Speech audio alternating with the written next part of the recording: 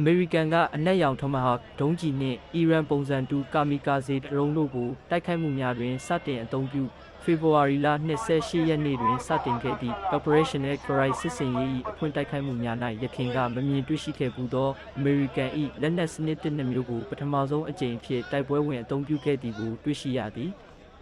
ရင်းတို့မှာအနက်ရောင်ဖြင့်ဖုံးအုပ်ထားသော Tomahawk Cruise ဒုံးကျည်အမျိုးအစားတစ်နှင့် Iran နိုင်ငံ၏ Shale 136ဒီဇိုင်းကိုပြောင်းပြန်အင်ဂျင်နီယာနည်းပညာဖြင့်တည်ဆောက်ထားသောတန်ဖိုးနည်း Kamikaze ဒရုန်း Kamikaze drone တို့ဖြစ်ကြသည်။အနက်ရောင် Tomahawk ဒုံးကျည်အမေရိကန်ရေတပ်မှထုတ်ပြန်သည့်စစ်စင်ရေးမှတ်တမ်းဓာတ်ပုံများတွင် Arleigh Burke Class ဖြတ်သင်းမောပေါ်မှပစ်လွတ်လိုက်သောတောက်ပသည့်အနက်ရောင် Tomahawk ကုန်းတွင်းပစ်ဒုံးကျည်တစ်စင်းကိုတွေ့မြင်ရသည်။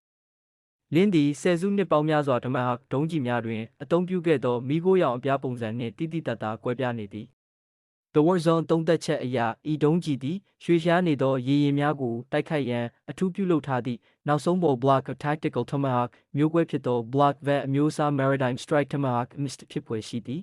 ။ကင်း၏အနက်ရောင်အပေါ်ယံလွှာသည် AGM-158 Long Range Anti-Ship Missile Horizon တွင်အသုံးပြုထားသောရေဒါစုပ်ယူနိုင်သည့်အလွှာနှင့်ဆင်တူသည်။ကင်းမှာရန်သူလေပိုင်နက်အတွင်းရှင်သန်နိုင်စွမ်းကိုမြင့်တင်ရန်ရေဒါ၏ထောက်လှမ်းမှုကိုလျှော့ချနိုင်ပြီးအနီအောက်ရောင်ခြည်ထုတ်လွှတ်မှုကိုဖုံးကွယ်နိုင်သည့်ဂုဏ်သတ္တိများပါဝင်ကြောင်းညွှန်ပြနေသည်။ Block of Tomahawk ဒုံးကျည်များအားလုံးတွင်ပြန်တန်းနေစဉ်အတွင်းပြစ်မှတ်ပြောင်းလဲနိုင်စေမည့် Two-way data link ပါဝင်ပြီးမစစ်တွင်မူအနီအောက်ရောင်ခြည်ဖြင့်ပုံရိပ်ဖော်ရှာဖွေသည့်စနစ်ပါဝင်သော Multimode ပဲ့ထိန်းစနစ်ထပ်မံတပ်ဆင်ထားသည်ဟုဆိုသည်။ Reuters သတင်းအရပင်တဂွန်စစ်ဌာနချုပ်သည်2026ခုနှစ်တွင်ထိုဒုံးကျည်58စင်းကိုတစ်စင်းလျင်ပြင်းပြကုန်ကျစရိတ်အမေရိကန်ဒေါ်လာ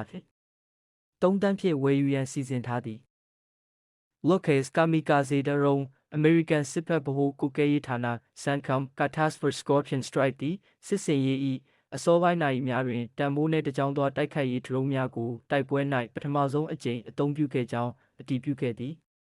ထိုလက်နက်သည် Arizona အခြေစိုက် SpectreWorks ကုမ္ပဏီမှသိမ်းဆည်းရမိသော Iran Shale 136ဒရုန်းကိုပြောင်းပြန်အင်ဂျင်နီယာနည်းပညာဖြင့်တည်ဆောက်ထားသည့် Low-Cost Unmanned Combat Attack System LUCAS ဖြစ်သည်။တစ်စီးလျင်ကုန်ကျစရိတ်$35,000ခန့်ရှိသော LUCAS drone သည် Hellfire ဒုံးကျည်တစ်စင်း၏ဖောက်ခွဲအားထက်2ဆခန့်ရှိသောပေါင်44ကြိမ်ရှိထိပ်ဖူးကိုတည်ဆောင်နိုင်ပြီးမိုင်900ခန့်အထိပြန်တန်းနိုင်သည်။